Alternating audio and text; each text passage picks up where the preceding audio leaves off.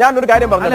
ഞങ്ങള് ശാഖയിൽ പോകുമ്പോൾ ഞങ്ങൾക്ക് ഒരു ഗുരുസങ്കല്പമുണ്ട്. ആ ഗുരുസങ്കല്പം എന്ന് പറഞ്ഞാൽ ഞങ്ങൾ ഭഗവദ്വചത്തിനെയാണ് ഗുരുസങ്കല്പമായിട്ട് എടുത്തിരിക്കുന്നത്. കാരണം വ്യക്തികളിൽ നല്ലതും ചീത്തയുമായ വശങ്ങളുണ്ടെന്നും അതുകൊണ്ട് തന്നെ ഏതെങ്കിലും ഒരു വ്യക്തിയെ ഗുരുവായി എടുത്തു കഴിഞ്ഞാൽ ആ വ്യക്തിയുടെ മോശം വശങ്ങളെയും നമ്മൾ അനുകരിക്കേണ്ടി വരും എന്നുള്ളത് കൊണ്ടുമാണ് ഞങ്ങൾ അങ്ങനെ ഒരു സിംബോളിക് ആയിട്ടുള്ള ഒരു ഗുരുസങ്കല്പത്തിലേക്ക് എന്നെ പോയിരിക്കുന്നത്. സവർക്കർക്ക് മോശം വശങ്ങൾ ഉണ്ടായിട്ടുണ്ട് ഇല്ല എന്നുള്ള അഭിപ്രായമൊന്നും ഞങ്ങൾക്കില്ല. ഈ പറയുന്ന ഏതൊരു വ്യക്തി എടുത്തിരുന്നാലും ശരി തന്നെയാണ് ആ വ്യക്തിയിൽ നല്ലതും മോശവുമായ വശങ്ങളുണ്ട് എന്ന് ഉറപ്പിച്ച് വിശ്വസിച്ച് തന്നെയാണ് ഞങ്ങൾ മുമ്പോട്ട് പോകുന്നത്. സ്വീകരിക്കേണ്ടതിനെ സ്വീകരിക്കുന്നുള്ളൂ. റഹീമെ നിൽക്കൂ, ഞാൻ പറഞ്ഞോട്ടെ. പിന്നെ സവർക്കർ താങ്കൾ ഇവിടെ വളരെ ആവർത്തിച്ച് പറഞ്ഞായിരുന്നു മനുസ്മൃതിക്കെതിരായിട്ട് INDI മുന്നണിയുടെ പ്രതിഷേധമാണ്. INDI മുന്നണി എന്നാണ് പറഞ്ഞത്. നിങ്ങളുടെ മുന്നണിക്കകത്തിരിക്കുന്ന ഒരു കക്ഷി തന്നെയാണ് ശിവസേന.